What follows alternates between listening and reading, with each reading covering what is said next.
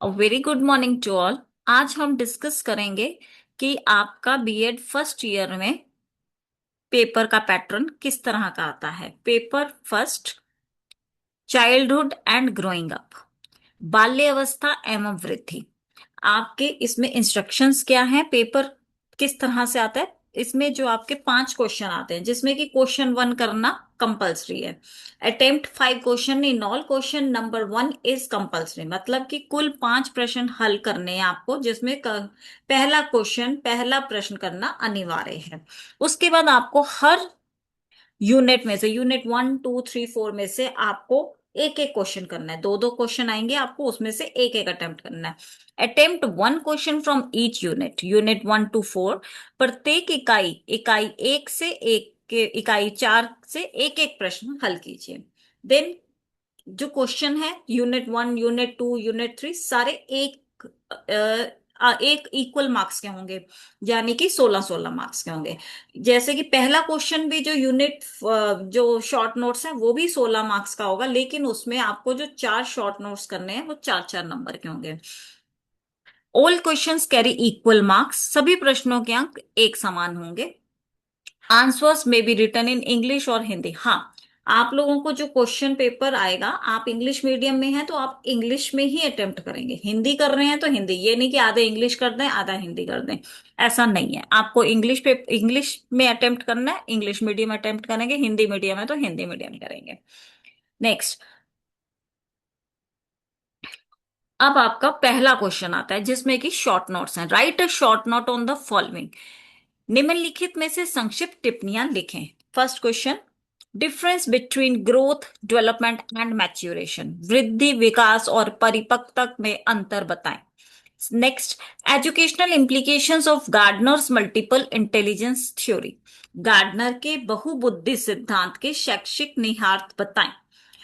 Next, Bruner's discovery learning concepts and classroom applicability, Bruner का अन्वेषण, अधिगम, अवधारणाएं और कक्षा में प्रयोज्यता बताएं। Impact of changing family structures and rising permissiveness on adolescents, बदलती पारिवारिक संरचनाओं को और बढ़ती अनुमतिवादिताओं का किशोरों पर प्रभाव बताएं।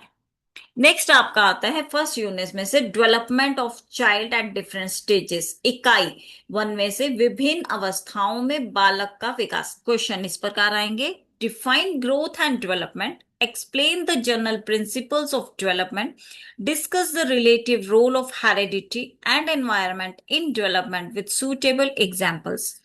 वृद्धि और विकास को परिभाषित कीजिए, विकास में सामान्य सिद्धांतों की व्याख्या कीजिए, विकास में आनुवंशिकता और वातावरण के सापेक्ष भूमिका की उपयुक्त उदाहरणाओं सहित विवेचना कीजिए। अथवा नेक्स्ट क्वेश्चन, डिस्क्राइब द पियाजे stages of cognitive development and Erikson stages of psycho social development.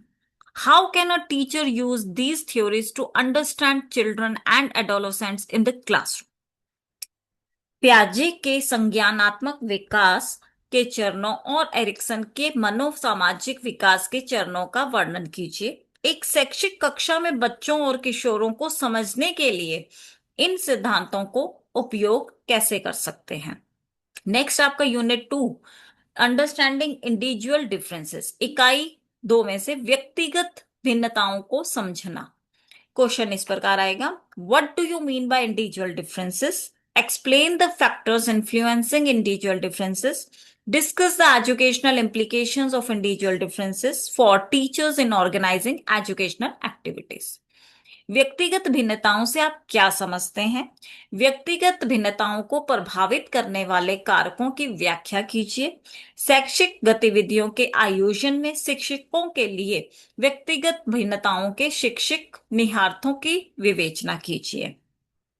अथवा explain the concepts of characteristics of play, discuss how play is linked with physical, social, emotional and cognitive development of children. Also explain how children learn to negotiate differences and resolve conflict through games and group dynamics. खेल की अवधारणा और विशेषताओं की व्याख्या कीजिए, चर्चा कीजिए कि खेल बच्चों के शारीरिक, सामाजिक और संवेगात्मक और संज्ञानात्मक विकास से कैसे जुड़ा है। यह भी समझाइए कि खेल और समूह गति की माध्यम से बच्चे मतभेदों पर बातचीत करना और संघर्ष का समाधान करना कैसे सीखते हैं। नेक्स्ट यूनिट 3 में से theoretical perspective to enhance learning, इकाई 3 में से अधिगम को बढ़ाने के सिद्धांतिक परिप्रेक्ष्य। Question: Differentiate between classical conditioning and operant conditioning. Explain Thorndike laws of learning. Discuss the relevance of behavioristic theories of in different learning situations. शास्त्रीय अनुबंधन और क्रिया प्रस्तुत अनुबंधन में अंतर कीजिए। थॉर्नडाइक के अधिगम के नियम की व्याख्या कीजिए। विभिन्न अधिगम परिस्थितियों में व्यवहारवादी सिद्धांतों की प्रासंगिकता की विवेचना कीजिए। अथवा explain Tolman's sign learning theory and the main principles of constructivism. Compare the role of learners and the role of teacher in behaviorist, cognitivist and constructivist perspectives of learning. टॉलमन के चिन्ह, अधिगम सिद्धांत और रचनावाद के मुख्य सिद्धांत की व्याख्या कीजिए। अधिगम के व्यवहारवादी, संज्ञानवादी और रचनावादी परिप्रेक्ष्यों में अधिगमकर्ता और शिक्षक की भूमिका की तुलना कीजिए। Next unit 4 deprivation and deprived children, इकाई 4 में से वंचन और वंचित बच्चों के लिए।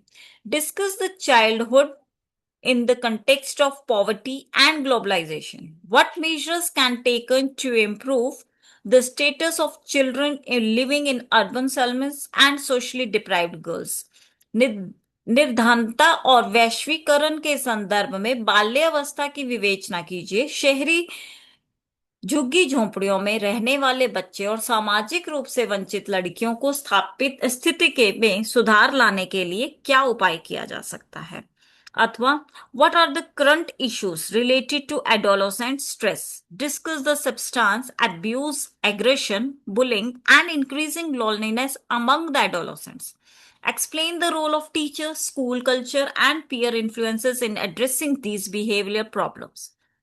किशोर तनाव से संबंधित वर्तमान मुद्दे क्या हैं? किशोरों में मादक द्रव्यों का सेवन, आक्रामकता, धमकाना और बढ़ती अकेलेपन की समस्या पर चर्चा कीजिए।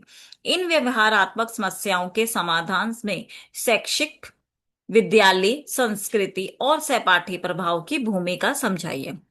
ये आपके थे फर्स्ट पेपर के क्वेश्चन इस प्रकार हैं। आप इससे प्रैक्टिस कर सकते हैं। धन्यवाद। यदि आपको हमारा वीडियो अच्छा लगे प्लीज लाइक करें, सब्सक्राइब करें और कमेंट करें।